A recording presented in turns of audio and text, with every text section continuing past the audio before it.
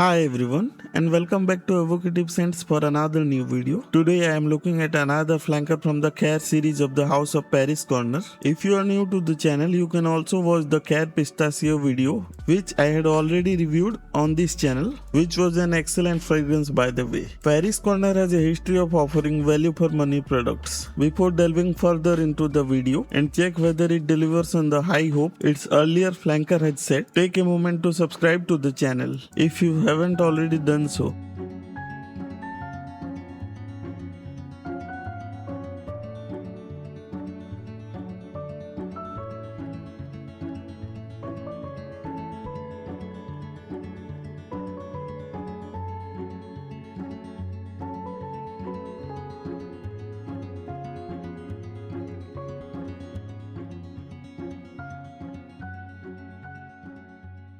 As you would have seen now, this perfume comes at an excellent price point. This perfume is supposed to be a dupe of Khair Sparkling Lychee. I haven't tried that one, so I can't comment on how close it is to the original, or is it a dupe to begin with. Before discussing about the smell of this fragrance, let's begin with the packaging. The packaging is fairly simple. It is very similar to the Khair Pistachio one, just the colorways are swapped out. The box has a pinkish hue along with generous amount of gold color, and then there is the standard barcode at the bottom. Since this is a Middle Eastern fragrance, it is made in UAE. It comes in eau de parfum concentration and in 100 ml, along with a hologram at the back for the authenticity of the product. The bottle simply rests inside this packaging. The bottle is fairly similar to the Khair Pistachio one, just the green is swapped out with a peachy pink hue with light orange tint, with Khair Fusion and Paris Corner written in gold coloring. The cap has some sort of jewelry-like feel with generous amount of sunburst effect in the cap as well as at the bottom of the bottle.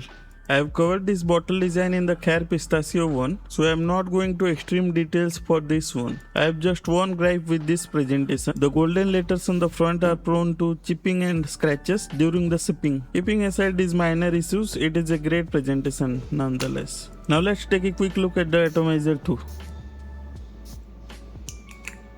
The distribution from the sprayer is good and wide. It has a good atomizer just like the Khair Pistachio cologne. Just when you spray this fragrance, the fragrance is loud, bright and fruity in nature, with generous dose of sweetness included in it. You will also notice that along with the sweet, sparkling, fruity opening, there is still some sort of aquatic, ozonic and a fizzy feel to the fragrance. This airy feel balances out the sweet, syrupy fruitiness of this fragrance very well. As the smell suggests, the top notes are full of red fruits. Although it is difficult to pinpoint any particular fruit notes in this fragrance, the lychee is still evident here, along with a bit of citruses and apple in the background. This fragrance from the opening to the dry down feels like a lychee mocktail, fruity, sweet, with sort of sugary elements along with little bit of citruses.